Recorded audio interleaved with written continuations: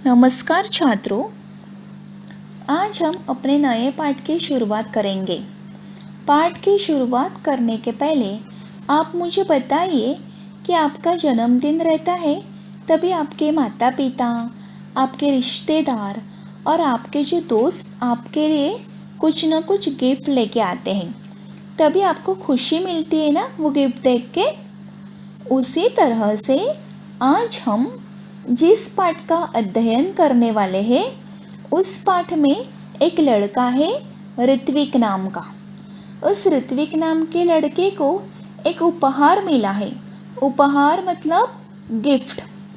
और ये उपहार जो है वो एक अनोखा उपहार है। और वो उपहार देने वाली जो व्यक्ति है, आपको पता चलेगा कि वो व्यक्ति कौन है कहानी सुनने के बाद। तो आप जानने के लिए उत्सुक हो ना कि ऋत्विक को किसने उपहार दिया और कौन सा उपहार दिया। तो चलिए पाठ की ओर। पाठ तीसरा, उपहार।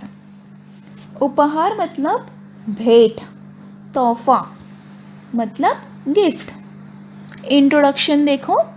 प्रस्तुत कहानी में बताया गया है कि लक्ष्य प्राप्ति के लिए रुचि और लगन आवश्यक है।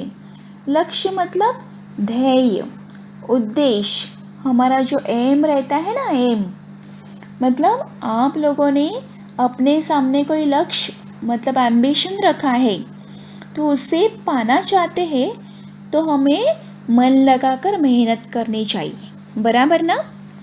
तो चलिए पाठ को शुरुआत करते हैं। फर्स्ट पैराग्राफ देखो। एक गांव में ऋत्विक नाम का लड़का रहता था। वो बहुत गरीब था। गांव के पास पुस्तक मेला लगा था। उसने माँ से कहा, मैं भी मेला देखने जाऊंगा। उसकी माँ बोली, देखो घर में कोई बड़ा नहीं है, तुम अकेले कैसे जाओगे इतनी दूर। बेटा, मेला देखने की जिद छोड़ दो, चलो दूध पी लो। अपनी माँ की बात सुनकर ऋत्विक उदास हो गया और एक पेड़ के नीचे जा बैठा। मतलब ऋत्विक के गांव के पास एक पुस्तक मेला लगा था। पुस्तक मेला यानी कि पुस्तक प्रदर्शनी, बुक्स का एग्जीबिशन भरता है ना, वो। तो ऋत्विक पुस्तक मेला देखना चाहता था, इसलिए वो अपनी माँ से जिद कर रहा था कि मुझे पुस्तक मेला देखने जाना है। लेकिन माँ ने क्या कहा, घर में कोई बड़ा नहीं है, तुम अकेले कैसे जा सकते हो इतनी दूर। और माँ ने उसे समझाने की कोशिश की, तुम मेला देखने की जिद छोड़ दो, चलो दूध पी लो। इस तरह माँ ने ऋत्विक को मना कर दिया। लेकिन माँ की बात सुनकर ऋत्विक उदास हो गया। उदास मतलब एकदम निराश हो गया, एकदम सैड हो गया। और उदास ऋत्विक एक पेड़ के नीचे जाकर बैठ गया। अभी सेकंड पैराग्राफ देखो। अचानक उसकी दृष्टि दूर पेड़ों के पीछे गई, जहाँ बहुत तेज रोशनी थी। वह उठकर वहाँ गया। वहाँ सुनहरे पंखों वाली एक परी खड़ी थी। ऋत्विक ने हैरान होकर उस परी से पूछा, तुम कौन हो? वह बोली, मैं परी हूँ, लेकिन तुम यहाँ उदास क्यों बैठे हो?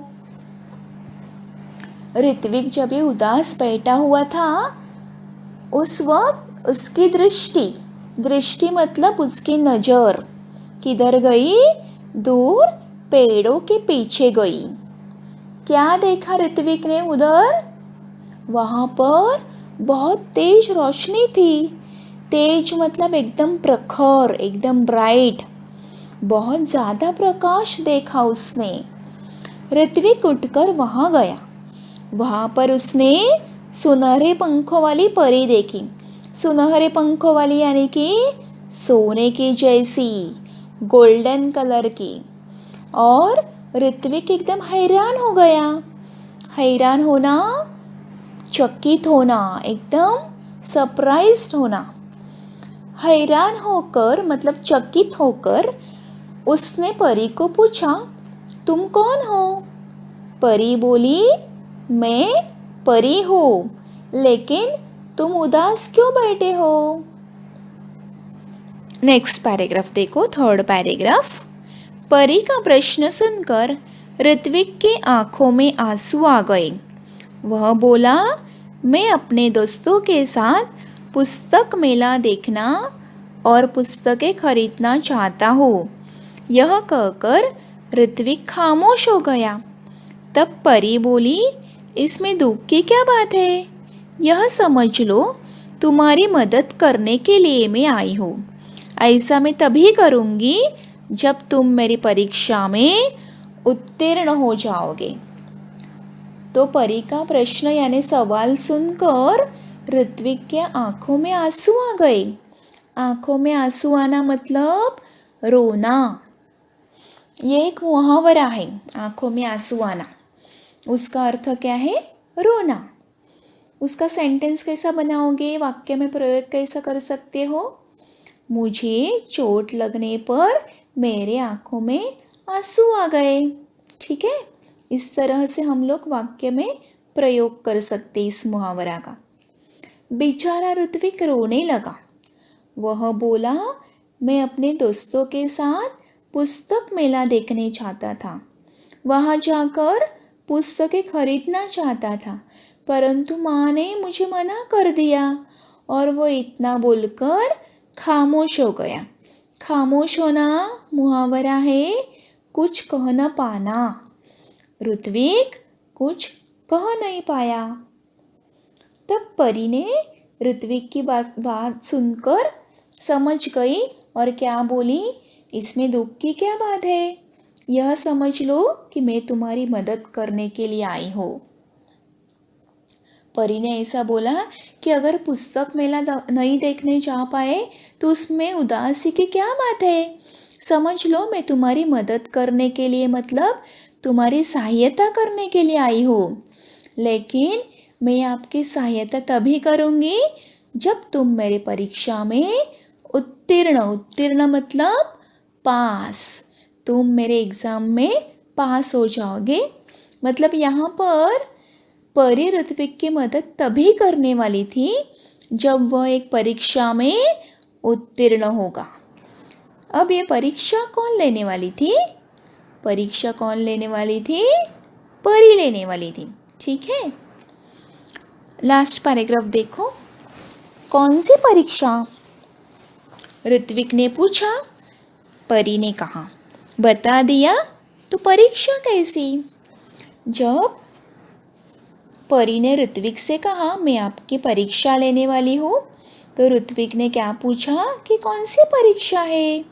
तो परी ने कहा कि अगर मैंने आपको बता दिया कि परीक्षा कौन सी है तो उससे क्या मतलब होगा? तो इधर हम लोग रुकते हैं। इस तरह हम लोगों ने आज क्या देखा कि ऋत्विक पुस्तक मेला देखने चाहता था। पुस्तक मेला कहाँ लगा था? गांव के पास लगा था। जब उसने अपनी इच्छा माँ से बताई कि मुझे पुस्तक मेला देखने जाना है, तब माँ ने उसको इनकार कर दिया। तो परी ने ऋत्विक को उदासी कैसे दूर की, उसकी परीक्षा लेकर, वो हम लोग देखेंगे हमारी नेक्स्ट वीडियो में। Thank you.